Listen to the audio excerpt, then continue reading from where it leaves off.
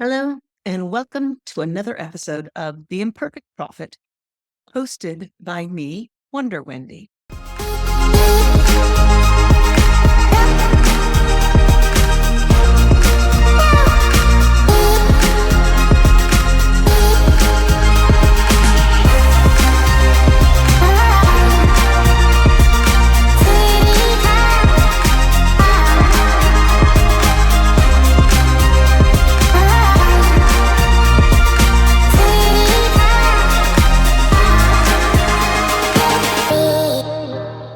I'm excited to be here talking to you.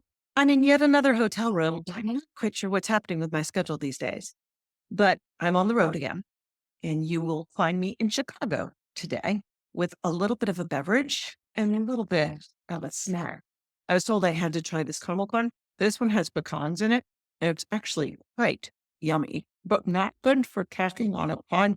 That's lesson learned. Don't eat caramel corn when you're hosting a podcast. But if you happen to, handle it with grace, just like everything else. Oh, and remember that advanced yoga move, both corners of the mouth up and a smile, and have a beverage to taste it. Ooh, bourbon and caramel corn, a lovely combination. But as I always say, you have your choices. You have whatever beverage suits your needs at the time you happen to be listening to this. If you are driving while listening to this podcast, please do not drink anything alcoholic. So anyway, back to Chicago. First night in town, hungry. Where do we go? So many choices. So we ended up at Uno's, not just any Uno's, the original Uno's Pizzeria in downtown Chicago. If you've eaten at a Uno's restaurant chain, you've had one experience. If you go to the original, you have a very different experience. And that was what my husband wanted to visit on our first night in Chicago. Now, the next morning, I told a friend that we'd gone to Uno's, and they said, that's not what they considered pizza. Now, there are many things in Chicago that people considered the definitive whatever, the definitive hot dog, the definitive pizza, the definitive caramel corn, what have you. But Uno's Pizzeria is an experience, also not what I consider the definitive pizza. I'm a thin crust girl, I'll be honest with you. And guess what? In this world, we have so many choices. And guess what? It's okay if you like a thick crust pizza or if you like a thin crust pizza. It may make dating challenging. My husband and I hardly ever go out for pizza because we don't agree on what is the perfect pizza. My perfect pizza, flatbread. His, thick crust. I consider Uno's focaccia that happens to have toppings on it. If I look at it as focaccia with toppings on it, I enjoy it. So as we go into this season of our lives where an election is happening, probably by the time you hear this, the election is about to happen or has just happened, we have to remember that we don't all agree. And that is not a reason to hate each other. You know, it's a tough one to hear. I remember I had a girlfriend who loathed mushrooms. And we went to a German market where they had these fabulous marinated mushrooms. I thought they were the best thing in the world, as did everyone else in our travel party, except for her. And she stood there while we were eating our delightful mushrooms, screaming, "You're eating this! Really? Was that necessary? Was that really necessary? It's okay. You don't like mushrooms. We're not going to make you eat them. But why do you have to disparage what we like?" And then there are people who actually have different biological reasons that they respond to stimulus differently. The perfect example is cilantro. Cilantro is an herb. It's, I think, part of the parsley family. It looks a lot like parsley, tastes completely different. Again, it happens. I adore cilantro. There's a restaurant I go to in Phoenix that they have dirty nachos. And one of the things you can choose to put on top of your dirty nachos platter is cilantro. I put handfuls of cilantro. It's like a cilantro salad with some meat chips and all the other good stuff. But I am given to understand there are people who have a genetic disposition such that cilantro tastes like soap to them. Now, I feel really bad for those people because, like I said, I adore cilantro. They're not being mean. They just have a different perception of flavor, and their body responds to it differently. Take that lesson and extrapolate it. People receive the information differently. So try not to hate somebody just because they like something you don't like. Try not to hate somebody just because you like something they don't like. I know it's challenging. There are a few people in my life who don't like Broadway musicals. And every time they say something negative, I go, really? How can you not like Broadway musicals? They're life for me. Breaking into song is life for me. So choices. We all make choices. Another thing this time of year brings is we go through September and October and you try and go to the movies. Have you ever noticed how many of the movies in September and October are very dark? Slasher, horror, evil, twisted nuns with knives. Really? Can we just have a feel good movie once in a while in October? And there are some, but mostly those start again in November and December as they're going for the holiday market. So for me, October, September are times I don't go to the movies as much. I may look at the listings and then say, that's not going to work for me. But I was talking to another friend. I have a lot of friends. We were chatting and she said, this is her season. She loves all the horror movies. She loves all the scares. She loves all the creepy stuff. She could watch Chucky on replay over and over again. I've never seen Chucky. I don't think I need to see Chucky. If you hear the occasional airplane, by the way, it's because I'm in the flight line. We are at the O'Hare Airport, Chicago O'Hare Airport Hotel. Every so often I see a dark shadow overhead and I can hear the rumble of an airplane, and I'm praying you don't hear it as well. Mercifully, it didn't go on all night long. We did get a good night's sleep. Oh, which brings me to the topic of horror movies and noise, because on my flight to Chicago, I made the choice to watch A Quiet Place Day One, which I'd seen A Quiet Place Part One and Two, and now we go back to Day One. But anyway, and what I liked about that movie was it's a little bit dark, it's a little bit slasher, but mostly it's psychological. It's what's behind that door. When's the next thing going to jump at you? I mean, actually, I do pretty well with jump scares. I do jump, but jump scares, I realized as I was watching this movie, actually emulate a yoga breathing technique. There is a calming breathing technique from yoga that you inhale, hold it for 2 counts, and then exhale for 2 counts. That hold is when you tighten every muscle in your body. You're so taut, you're so tense. And that exhale releases all that tension. It sounds really silly, and you may feel a little bit strange doing it. I know when Sintra is the one who usually leads this yoga breathing technique in some of her classes. When she does it, I feel really silly doing it. But right after I do that double exhale, I feel that weird little tight space right between my shoulder blades go and release. And that little tight space right behind my ears, release. And also my sinuses drain a little bit. And I feel a lot better. So I'm wondering if part of the release and the joy of a scary movie that causes you to tense up, hold your breath, and then release is that you get that catharsis, that release of all that tension, that release of all that energy. Now, a good movie gives you the release. A bad movie just keeps you keyed up. I remember I saw the Blair Witch Project many years ago. When did that come out? That was 1998. Oh my God, a quarter century ago. This is why, as we age, it's really hard to deal with life because we say that was just a few years ago, or that was a long time ago. And then we have to say things like, it was a quarter century ago. Who wants to do that? Anyway, so Blair Witch Project.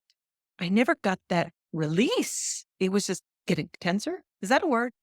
Getting more and more tense, more and more tense, more and more tense, more and more tense. And I went home like a tightly wound spring waiting to explode on somebody or something. A good movie, tighten, hold that breath, you release. And honestly, I found A Quiet Place Day One did that for me. There were so many moments that you went, and held it, and it was so tight. And then there was this beautiful moment of release as people worked together, as people found a new way to live their life, a new way to survive, a new way to make things happen, and collaboration, and ways to let go because people they loved were killed or lost. It was a very interesting movie, and I'm glad I watched it. But again, I'm not a big horror movie person. If you're not a horror movie person, I'm in your corner. I totally get it. But think about that. Tight and release. Tight and release. Find a way to release in your life. Because if you just keep hanging on to it, have you ever held your fist really tight for an extended period of time? Just keep holding it. And all of a sudden your knuckles start to ache and hurt. It's even soothing just to run my fingers across those tight knuckles. And then when you let go, your hand doesn't know how to move smoothly anymore. It wants to hold that position that hurt so much. So learn to let go, learn to stretch. That's why the little stress balls come in so handy. They help you release things. Now, there's one more part to the story of being in Chicago and watching A Quiet Place Part 1, which, by the way, if you've never seen any of the Quiet Place movies, this isn't a spoiler. The aliens come and they are attracted to noise. So they can't smell you. They can't see you. They hear you. Now, in A Quiet Place 1, we see that they have evolved in their new lifestyle. Not they, our planetary people, humans, have evolved to find the quietest way to move. Even holding up my glass, when I put it down, that noise would attract the aliens. So if you accidentally put something down firmly, you're waiting to die. You're waiting to be attacked by these nasty, vicious aliens that I don't even want to get into what they look like and what they do. But it happens. So you get very good at being quiet, very quiet. They actually had marks on the floors to know where the floor didn't squeak and where they should step. They walked barefoot almost all the time. And because our protagonist family in the first Quiet Place, not day one, but Quiet Place Part 1, had a daughter who was hearing impaired. So the whole family knew how to sign. So they have an edge on the rest of the population that has to mouth things and do magnificent charades to try and communicate a message. Now, when we go back to the current movie, which is actually Quiet Place Day 1 in Manhattan, they open up the episode by talking about how the city of New York releases an average of 60 decibels, 24. And what it says at the opening of the movie is that's the equivalent of a scream. Now, I'm going to spare you. I'm not going to scream right now, I promise. But can you imagine that level of noise? Then I'm flying to Chicago watching this movie. We get to our hotel in downtown Chicago. This is not that hotel. And that constant level of noise, I'm recognizing it. I'm hearing it. I wanted to record this podcast episode 3 days ago in that hotel. And I've done other podcast episodes in hotel rooms. I found them to be lovely, quiet places with pretty good soundproofing, and they're not that echoey. But that hotel on the 25th floor, and yet I'm hearing traffic noise and sirens throughout the day, throughout the night. And then to add indignity to that, from 9 to 4, they're doing construction at a room very close to my own. Construction. All this drilling sounds, hammering sounds. Really? So I tried to go downstairs and find a quiet space. Maybe there's a niche in the lobby. Maybe there's a business center that I can use. No. Everywhere I went, there were people and or music. I don't know if they call it music anymore because that's like a copyrighted thing. But when I was growing up, music was that strange music they played in lobbies and elevators and dentist's office. It seems like those are the only three places they played them. And it was pop music made vaguely orchestral, vaguely acceptable to the generation older than myself. Yeah, that's it. That was music. It was canned versions of pop music that made it sound less like rock and roll and more like what our parents and grandparents listened to. I don't think it exists anymore. And that's why I'm bothering to explain it and to remind those of you who are my age of that lovely musical interlude that we got to enjoy everywhere we go. But there's still music being played everywhere. This constant level of noise. Is it any wonder that we are craving serenity, that we're constantly tense, that we're all a little bit anxious? Because we're constantly inundated So I finally found a place. I got to this hotel and I'm sharing the room with my husband. So it wasn't a good time to record ever because when I'm in the room, he's in the room. So I went to the front desk and I said, "Hey, I see there are two conference rooms on my floor that aren't being used. Could I just get in there for 45 minutes and record an episode of my podcast? And we normally charge for that. Thank you." I'm like, "I swear I won't make a mess. I'll only be in there for 45 minutes. Isn't there something you can do?" So he offers me a business center room right off the lobby. Thank you so much. I go and I load up all my stuff. I get to the business center. I set up, I open my computer. I turn on my microphone and the music that is playing in the lobby is so loud that my mic is picking it up. For a whole lot of copyright reasons and just to make this pleasant for you to listen to, I cannot record my podcast there. Now, I want you to understand this is a noise level we consider acceptable, and yet we're mentally fatigued, we're physically fatigued, we're drained by this constant drone. I didn't realize how quiet Phoenix was until I got here to Chicago, where it feels like I've been inundated with a wall of sound. And finally, bless his heart, my husband said, "I'll just go to the lobby and let you record your podcast." So I didn't find a quiet space in the lobby. I searched. Everywhere I went, there was air conditioning noise and music sounds and background music. And even in my room, there's an occasional plane that I can hear flying overhead. And again, I hope you're not subjected to that noise. So do I suggest visiting Chicago? Of course I do. It's a lovely, vibrant city. Amazing caramel corn, interesting pizza, may or may not be your taste, fabulous steaks. They have a history of meat processing here, which we won't get into. Interesting sights to see, great museums, entertainment, 24/7. Great place to visit and great shopping too. So good food, good shopping, interesting place to walk around. We actually took an architectural boat tour and that was fascinating. Recommend that too. May not be your style. You might prefer flatbread pizza. You may not think Chicago pizza is the bomb, but visit, try it, try new things. That's part of living the bucket list life. Open yourself to different things. Let's be less judgmental. Let's be nicer people. Oh, yeah, back to that nicer people thing. Make the choices that work for you and accept that other people make different choices, whether it's a horror movie, a pizza, or the way they prepare their hot dog, or what they choose as their refreshing beverage. I'll put the glass down quietly because we've just discussed what can happen if you make too much noise, and find places to get away from all that noise, whether it's a long walk, quiet room, putting your feet up and relaxing. You won't realize how much you needed it until you find that quiet place. So find wonder in some silence once in a while and have a wonderful bucket list life. I look forward to talking to you again next week. Until then, if you have thoughts on what the best pizza is, the best place to find silence, quiet, and introspection, or whether you like horror movies or not, weigh in on my social media. Visit me at the Wonder-Full Bucket List Life on Facebook. Go to my website, wonderwendyandfriends.com. I look forward to hearing from you.